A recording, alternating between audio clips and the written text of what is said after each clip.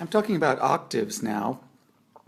This is the example 23.1 in the book, chapter 23. And it's the famous octave passage in Chopin's heroic Polonaise, the one in A-flat major.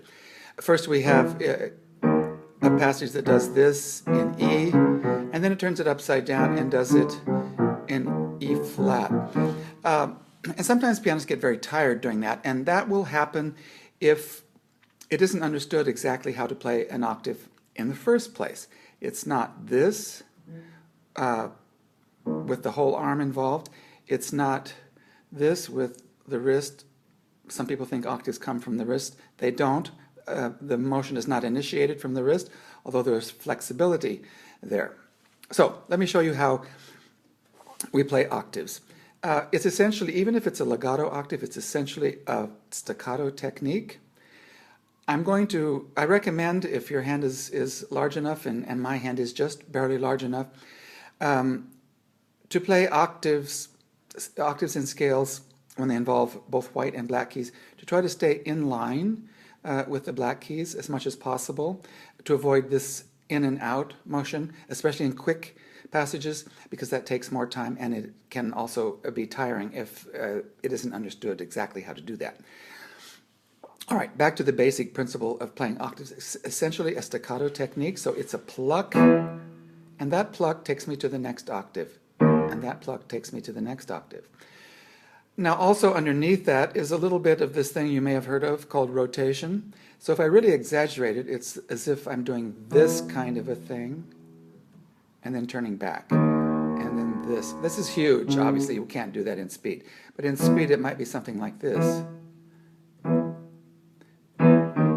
So this allows me to use this kind of a movement instead of these smaller isolated fingers, or tiring the tendons and ligaments of the forearm.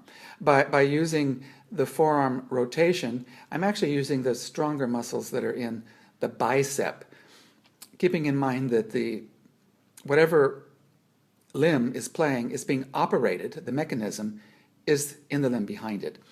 All right, well, anyway, enough about limbs. The basic technique of octave playing is a staccato, or a pluck. So it's pluck and land, pluck. It's not correct to do this, pluck, and stay on that previous octave, because what you need to learn to do is use each octave to send you to the next one. And the key is actually sending the hand away. So that's one thing to learn. I'll try to get the camera in the right spot. There we go. Now, if you find that the octave does feel smaller farther out, if you feel you need to come out a little bit, that can work too. And I'll show you about how that works in a minute. All right. So once you've learned to let each octave send you to the next one, when we try to play them together as that short scale, we have to think of a couple of other things. Number one is how we shape those octaves.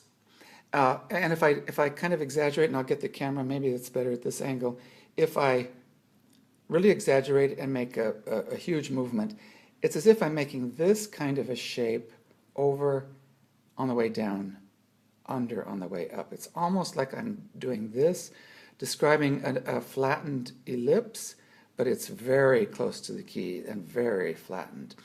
By giving it a shape, it helps avoid tiring.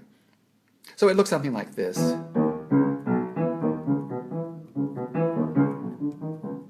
trying to look at the piano and look at the camera and play at the same time, which is not so easy. Then the other thing that I add to that is in addition to the shape, is a grouping.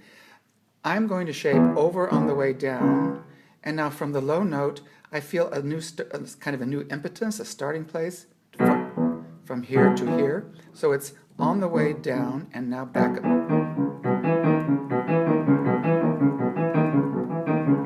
So it's shape over on the way down, under on the way up, and a sense of starting from here to make this connection. Interestingly enough, when it changes to the other key, to E flat, it's the same thing in reverse. So the shaping is going to be under on the way down and over on the way up. So it's, I have to look at the piano. Stop looking at the camera, look at the piano.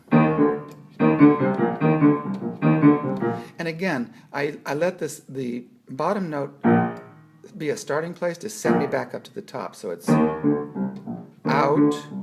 So I'm shaping a little bit out, and a little bit under, and a little bit in, and a little bit over.